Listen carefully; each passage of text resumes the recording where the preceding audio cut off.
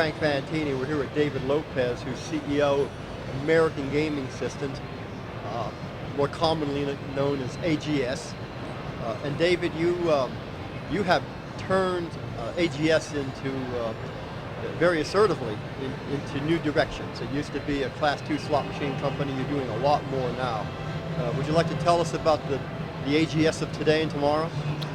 Well, I don't know that I've turned the company, but since the Apollo ownership has come in at the end of 2013, things have changed very rapidly. We've done about 18 or 19 acquisitions in a year and a half, which has kept us very busy. Yes, we were really just a Class 2 supplier, but I think it's not fair to say just a Class 2 supplier. We were one of the top 2 Class 2 suppliers in North America, in particular in Oklahoma, where still our best customers reside in Oklahoma. So we don't ever forget about them. They're a huge focus for us. But yeah, we've made the transition to Class 3 now. We've got Class 3 approvals in a number of jurisdictions. We acquired Cadillac Jack very recently, as you might know. So between transitioning from Class 2 to Class 3 in the slot space, we've really expanded our portfolio of table games. We've acquired some assets there. We've done some internal development. You might know, or you may not know, that we now have an AGS Interactive division, which is a social gaming company. We made that acquisition in mid-June of this year. And so we're slots, table games, social, and we have some others. We have some utility products that we have. We have Double Ball Roulette, which includes the Tornado product. That's a utility product. And we've recently announced the acquisition of some shuffler patents. Your background is from Shuffle Master, where shufflers and proprietary table games was the business. Yeah. Clearly you're bringing that background and expertise to expand AGS. Yeah, I think it's we have the ability to do some of these things because of the talent that we've been able to bring on board. We obviously have experience in the C-suite with myself and some others, but I think what's important is to be a diversified supplier. When we look at this environment that we have to operate in against some behemoth companies, if we're just going to be a slot company, or we were just to be a Class 2 slot company, I think that'd be very challenging to grow the company. So branching off from Class 2 to Class 3 in slots, starting the table game division, having utility products, and then of course social on top of that, we think the diversified approach is the way to go. Our goal when Apollo bought the company was to become a diversified global gaming supplier. We've got the diversified down now. We'll work on global next. But for a while here, we'll just work with what we've got and try to expand from there. Tell us about global. What's the plan? Global, well, we don't really have a plan in place right now that we're sharing, but at some point here, we'll probably either do it organically or via acquisition. I think that obviously we can go either route there. There's a lot of opportunity outside of North America. Most of our revenue right now, it's the lion's share comes from North America. I say we're a domestic company, and that includes Canada and Mexico. When I was coming up through the system at Shuffle Master, domestic was North America, and North America included Canada and Mexico. So as we want to grow the company, I think we've got the platform to do it. We've got Class 2, Class 3 capabilities. We've got the table game products. We have some utility products, and we have the social. So whether we do B2B on social, right now we're only B2C, there might be a lot of opportunities down the road as we grow. So one of the interesting things is, we actually do a little business internationally, but we're just testing the waters, and until we really understand where we're at, we won't make any big steps to grow internationally. But that's coming at some point. There's an awful lot of competitors out there. Fewer than before. Well, fewer in some ways, Yes. but more than in some ways. Yeah. Fewer of the big companies because they merged, but many more small companies now. Some of whom have very big parents, like Konami and Aruze. How is AGS going to compete against those other companies? You know what? We get these questions a lot, and I think I've gotten these questions over the years. Whether the company I worked at was the gorilla in the room, or whether we just the little guy. Whether it was Shuffle Master and GCA and now AGS.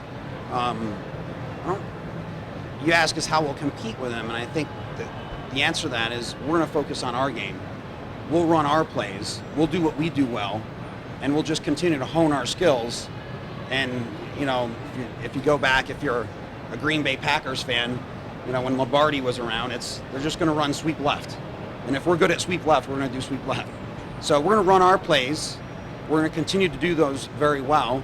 And as we bring on new products, I think the goal is to perfect what we do with those products and then run our plays.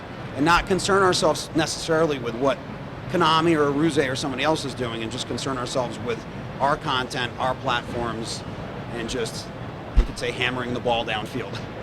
You're probably a little too young to remember Vince Lombardi, so it must be from the history books that you read that? Watched a lot of ESPN when I was a kid. So, yeah. The buzzword here this year at G2E is skill-based. Are there any skill-based products in your future? I haven't heard the buzzword at all while I've been here. I'm joking. So yeah, there's a lot of discussion. I was at an AGA meeting this morning. It came up in the AGA meeting. I think there's a lot of opinions on this as well. From a skill-based point of view, I think there are some things that we've looked at and we will continue to look at. I think there's also, we don't want to skip over sort of the digital generation and go right to skill. There's digital gaming that's true gaming with house advantages and just everything that we see today, but it's in a digital format.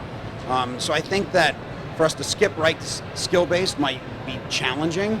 I was one of Julia's favorite quotes, and an article I did last year was... This is Julia Boguslavsky. Yes, that is Julia Boguslavsky. We'll give her a little airtime. Okay. So one of her favorite quotes was, I said, when it comes to skill-based gaming, you're going to have to be like Allen Iverson. She doesn't like this quote, but you have to be like Allen Iverson. You have to put a lot of shots up if you're going to score. There's going to have to be a lot of shots taken in order to find the skill-based sort of groove where that's going to be in Class 3. It's not going to be easy. I think the more logical step is going to be the digital generation, going from the physical format of slots to the digital form of slots and table games, etc., whether it's in a more social environment or something, but we don't have to skip right to skills right away. And I think that's going to be interesting. I think it'll have its day, but it might be a ways off. You also have a lot of competition in digital and social. There's a ton of competition in the social space. You got to be really good at what you do. You have to have real brick and mortar content. And digital, I think it's still finding its way a bit, but there's a lot of competitors there as well. David, is there anything else about AGS you would like people to better understand? I think that right now it's really just to focus on the fact that we are very diversified. We picked up a lot of companies. We're now one company. I think that we're a great culture here, that we're going to serve our customers with that great culture. I think that our sales team, our service team, our operations team is focused on executing, and we're focused on partnering with our customers. So beyond the diversified platform and the fact that we're sort of in 4 small businesses right now, one of them actually being pretty large for us, I think the thing is that we want to focus on the customer. We want to focus on partnering with customers. We want to focus on solutions for our customers instead of just having our product line that we offer. But just like I think what we've done in the past at some companies that I've worked for, work with the customers, find out what their needs are, and come up with some solution-based products that will sort of launch us forward in the future. One final question. It's the obligatory question. I asked it last year, and I'm going to get the same answer, I'm sure, this year. But Apollo did not buy this company in order to be in the gaming supply business. They bought it eventually to cash in on a profit one way or another, whether it's a sale or IPO. There's been some sense that you're actually getting within range of an IPO for AGS. Can you speak at all to that future? So, yeah, last year I said I can't speak about this, and then I spoke about it. Right. So I think what's interesting is I could joke and say that David Samber and Apollo loves the company so much they're never going to sell it, and they'll never want to go public. They want to keep it all to themselves, right? I think the day comes that it either gets sold or we do an IPO. There's no definitive window. I think that we just picked the right time where sort of we're ready for launch and we can see the trajectory and everything's very predictable. In doing 19 acquisitions in a year and a half, I think it's time to operate the company, get things going the way that we want to do it, run an efficient company that is doing all the things that we talk about, solutions-based products for customers, launching all of our 4 product lines, really being successful in all 4 of those. There's no definitive timeline. If we were to do something, I would imagine, there's a window that Apollo has. They don't necessarily share it with me. But you know, and I'll say, I think they love the company. I don't know that they're looking to get rid of it or go and IPO it right away. We have made some hires to prepare for the future if we do an IPO. We have some folks on board that will help us with that, but nothing definitive at this point. Okay. David, thanks very much. Appreciate it. Very informative.